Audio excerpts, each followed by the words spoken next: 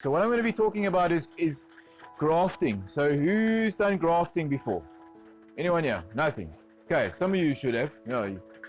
So pretty much what we've done with this tree last year is we've attached cuttings to the base, so if everyone can see there, and we've approached grafted. So you get various different ways of grafting. You get thread grafting, where you drill a hole through the bark or the tree and you thread a cutting or something like that, or a branch of the tree into the tree so that it will fuse and create a branch where you want it to. Keeping in mind, when you do grafting, you can only do grafting on the same genus. So we can use a Natalensis, we can use a Burt Davy. We can't put a white stinkwood onto a fig. It's not going to work. Okay, so you got to make sure if you're using pines, you do black pine with white pine. So anything as long as the same genus, then you can do a lot with the tree. So if we wanted to do an extra branch here, say like there, I could take a branch, drill a hole, thread it through, obviously taking the leaves off, threading it through, and over a couple of months, as soon as it's fused and thickened out, we will have a branch there, and then we could cut the mother plant or the mother section off of the graft. But it's to improve the tree as well. So what the problem is I've got with this tree is the base is not big enough for my liking. So I would like the rest of it is coming along nicely, but now we need to improve the structure of the base. So that's why when you guys have obviously heard it quite often, I always say, if you've got character in your stem, rather look towards the character in your stem first and your branching in that. The base can be built. So we can build a base to whatever we want to. So I've already done, what would you have? Well, 1, 2, 3, 4 grafts on this tree. All of them took except one. That's why I've got the cable ties around here. So what I'm going to do is I'm going to redo that one today, and I'm going to add more grafts to it. So what we're trying to do is we're trying to get a base that's just going down. We're trying to get that base to be a proper Nebari, so we can have the flare and all that we want. So you could actually build the base continuously over years, and we could extend this base to that wide if you wanted it to be that wide. Okay, so the process that I'm going to do today is we're going to cut a slot or a V out of the stem, and we're going to take one of the cuttings and we're going to put it into that slot. After that, we'll then take cable ties. I've got some grafting tacks in the shop that I'll go get just now, and we then use the grafting tacks to keep the cutting on the tree. And then from there, I was also going to remove it out of the soil so that I can work a little bit easier with it, and we'll then plant the tree again with the new cuttings against the stem. These cuttings I cut off about a month ago, and they actually were touching my shade netting at behind the lapa. I'm going to use the same species, so these are all Natalensis. So I'm going to be using Natalensis again on the base. What you could do now, keeping in mind when you start doing your grafts, your different structures of your stem, like a Burt Davy's got a white stem. So if we're doing the root system, I would prefer to use Natalensis. But if we wanted to change the foliage of the tree, we could graft branches onto this tree. So it would be a Natalensis base, but it would have a Burt Davy branch structure.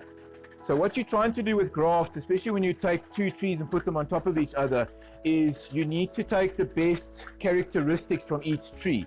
So an example is the black pines. The black pine has got an amazing root system, but the needles are long. So that's why they would take white pine and graft onto black pine, because white pine has got shorter needles, but the root system is not as good as black pine. So you're taking the best characteristics from each tree and utilizing it as one. All I did with this one is I just cut the tops of these cuttings off, but they have fused. So what I'm going to do today as well is I'm going to cut them flush, so that instead of it being these little cuttings sitting there, it's going to start getting that taper that I want. So when we start cutting it, I'm not going to just cut it off flat, we're going to cut it with a bit of an edge. And as that seals, you start getting a bit more of a character and all that sort of thing. So there's two ways of doing it as well. If you want more character, you're not going to cut it perfectly in line with what you want. You maybe cut it that it forms a bit of a knob when it seals itself. And then you're going to get this really sort of knobby sort of base to it. Okay, is everyone happy so far? No questions? Cool. So I'm going to get this guy out. I want to cut these cable ties off as well.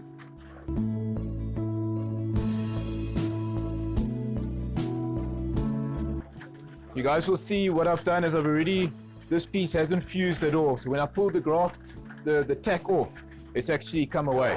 So the rest of these are perfectly fused, and I'll take it around and show you guys now. But this one didn't, somehow it didn't fuse properly.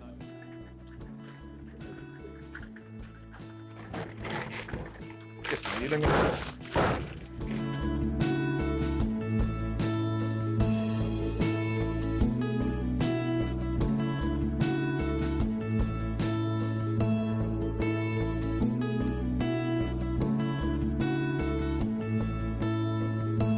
The other thing that you guys need to look at when you're doing your approach grafts, you mustn't do it from the bottom like this. So you want to actually have the cuttings come in sort of horizontally and then up towards the tree. If you're doing that, you're not going to be able to get the effect that we want, because remember, we want to flare at the bottom. So putting the cuttings up against the stem like this and just flattening them against the stem won't work. You need to get that movement that you want right from the beginning. So you can see that graft has not taken at all. And I think what happened, that one I think grew the fastest, and I think what happened is as it was growing and expanding, it pulled itself away. So the grafting tacks unfortunately didn't work on that one. So I'm just going to take it off for now because I'm going to reattach it just now.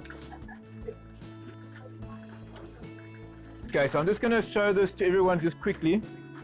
Okay, so what I'm going to do now is I'm going to cut off the top ends of the cuttings. So can everyone see there how we've got it like that? So now what I'm going to do is I'm trying to get the cuttings to line up with the taper that I'm trying to force here.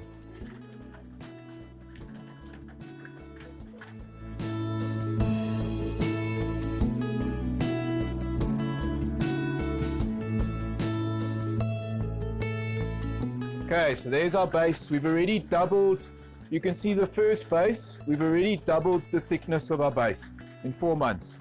So now what I'm going to do is I'm going to find more places that we can get roots into this and then approach graft more cuttings into this. Okay.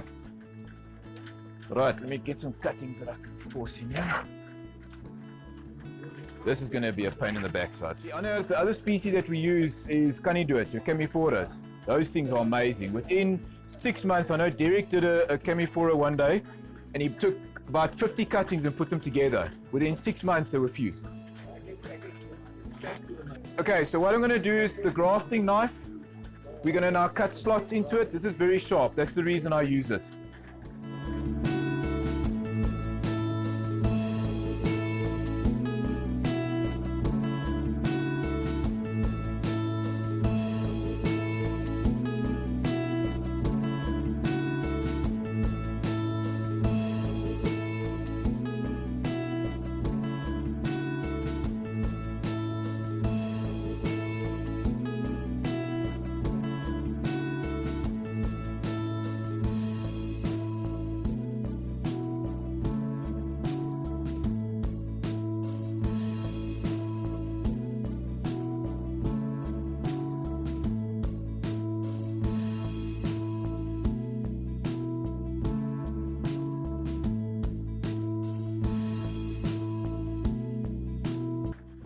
Okay, so what I'm doing now is I'm just getting rid of anything that I don't need. We want a straight cutting. We want to make our life easy. So also looking at this cutting, we can use that branch. Do you guys agree with me? Because we've got a nice flat area here and it's going up, and that's what we want. So you've got to use the cuttings, you know, their growth patterns to your advantage. So we're going to take that off. So that will probably be planted in like that. And we'll probably use that piece there to put against the tree. Okay. I'm just going to take some of the leaves off closer by as well. So I think I'll probably do about 3 today on this tree. And then I'll leave it to grow a couple of months again. Keeping in mind now, these ones will take longer because we're going into the winter period as well.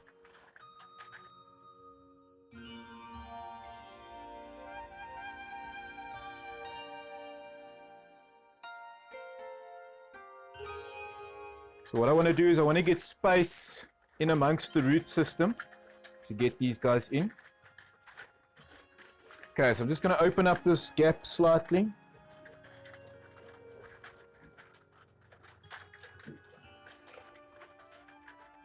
It's quite a fiddly job, unfortunately.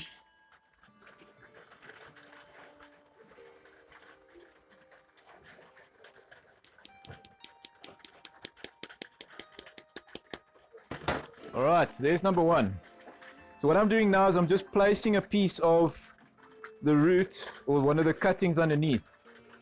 Can everyone see there? I've now actually got a little bit of a flare to it now. Now the other problem that we've got, and that's where that other graft was supposed to be, was in here. So this section here you can see is a very big lump of a root. Can everyone see that? So that's why I want to get a cutting in there so that when the cuttings fuse and all that, we can work that away to create taper. So we can then eventually get that big thick piece in that we can get away. Okay, so I'm just going to reapply this, get this thing cut again.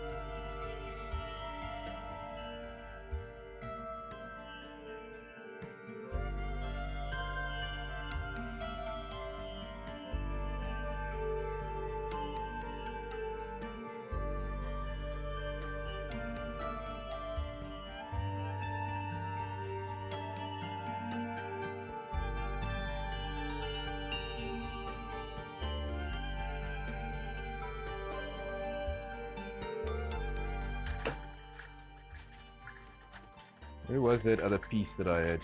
There we go. Ow. Do you think we should use this again?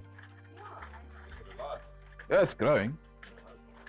Just wondering. You can actually see how thick it's grown. That grafting tack has got such a little space that it was able to hold on to. It was the same thickness as these cuttings I've just put on. So that's 4 months of growth that it did. Yeah, no, it's hectic. Let's see if we can use it. If it doesn't work properly.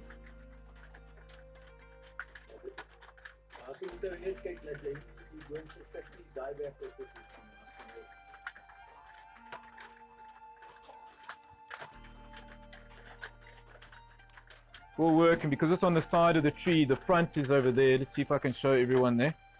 We think that's all right? We will be able to also brush the bark on the sides and get it to push out, so that can also help. Another thing that I don't do is I'm not going to cut the roots. We want a lot of development. All this is energy that we can push into the cuttings here. So if you start cutting this too harsh back, it's going to prolong the period before you can start getting these to fuse. So we've got to just try and work with the root systems at the moment. And actually see how awesome that side's starting to look. We're actually getting some nice taper from that root with the rest of the base. And like I say, you can do this multiple times. That's why I decided to do this one again, because I want to fix the problem and add to it. So as soon as you get it fused and it's a nice big base again, then you can start putting in more cuttings and more cuttings all the time. Yeah, you can put it. Okay. Ja, enetjie daar se werk. En dan moet ons een onder kry, want anders gaan hy hom optrek. Oh, hang on. Ja, een net onder daai enetjie.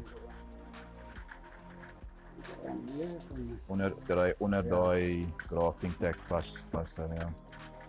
That's it. Cool beans.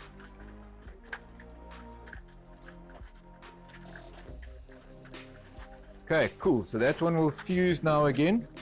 So now I want to do another one. I want to just see how we can try and fit another one in if we can, because our front is here. So what I'm going to do... Jy het nog genoeg hierso, né? Okay. Dit is 'n bietjie agter se voorgewerk. En my spasie weggevat. Trust me to get that right. Okay, so can everyone see in the front? We need something there. So I want to form a root there. Does everyone agree? Okay? If you don't have to. Because around the back, we're actually doing quite well. We compare that root system to the front. I think the front, we need quite a bit. And eventually when this root, when we cut it back, because it's got a lot of fine root growth down the bottom here, we'll then get nice roots there going as well. But I think we definitely need something in there.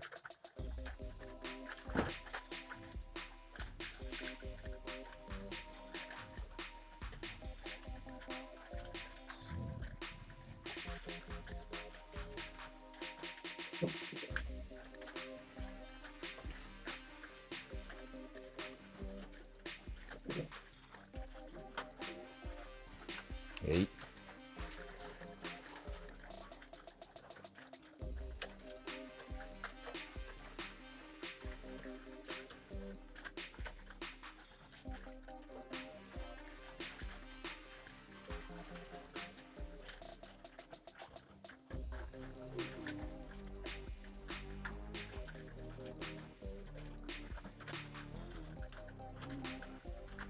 Right, so there's our next one. Doing it at a slight bit of an angle as well that I can bring the cutting up to get it exactly where I want it to be. There's that one nice cutting that we had.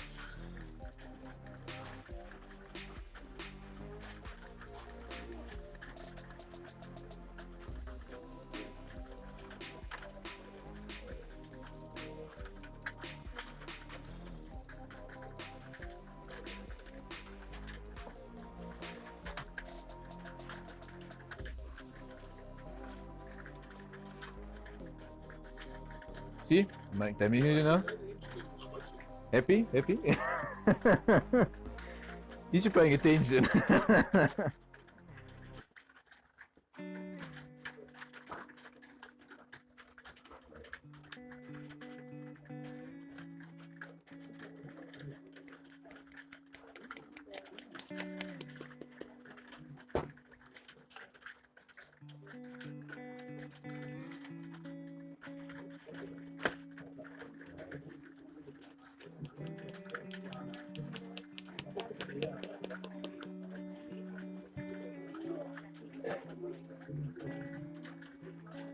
Acelerar.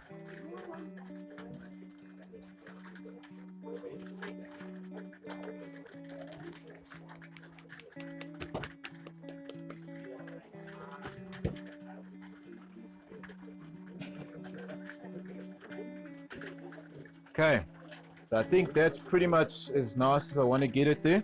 Let me just throw this around quick.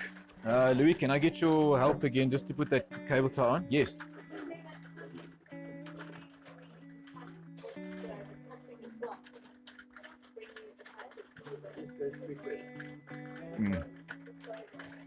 Okay, let's put it around like we had.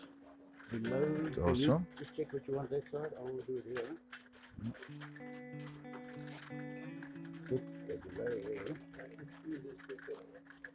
That's it. Yeah, cool. That's fine.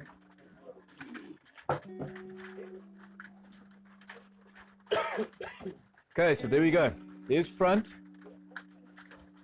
So you see we've already improved it quite a bit from what we started with.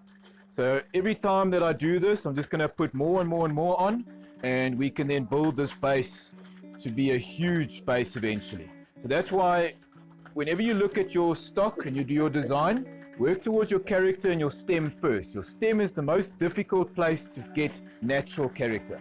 So if you've got natural character and movement in your trunk line, that's cool. The base we can develop after that. There's a couple of ways of doing it. The other way that I've done, which is not really grafting, is taking nails and putting nails into the base. So as they then grow, it then fuses over that and it develops the base as well. But you need to have a relative thickness to work with first.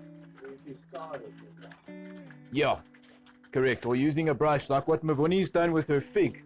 She constantly took a brush on her fig, let it damage it till it milks, and then from there it seals itself again and it just expands and expands and expands. One note as well that I must add to this, today is easy with the weather conditions that we've got. When we're doing this in hot conditions, first of all, always in the shade. Never open it up in the full sun. And while you're doing this, have a mist bottle on the side that you can constantly mist the roots. Okay.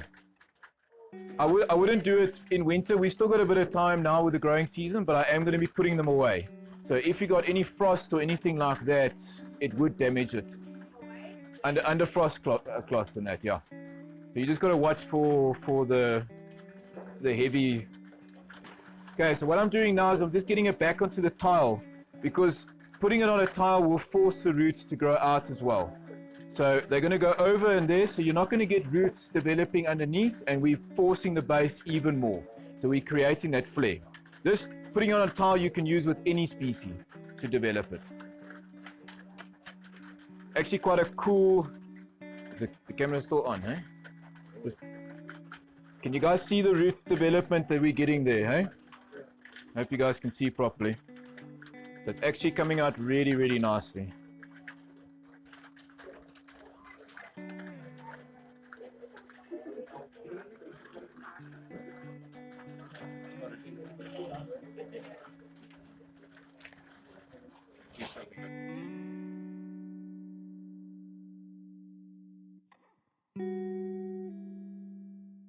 Remember, we don't want to expose the roots now. You want to have them all under the soil so that they thicken and they develop nicely. So I'm going to fill this right to the top here and cover most of the base, that we give them the best chance to thicken and fuse and all that sort of thing.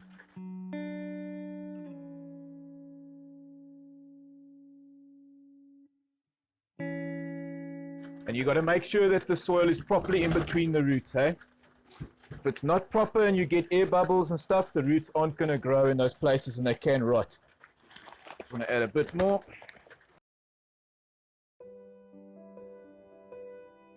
Okay, so that's pretty much how I'm going to leave it. I'm going to give this good water now and leave it for a couple of months, and then the new season we'll open it up and see what it's doing. Yes? Yeah, because we've done quite a lot of work on it, so yeah, I'll definitely put it in the shade. Luckily it's growing under the shade net already, so it's not a problem, but you don't want to put it out into full sun after this whole escapade.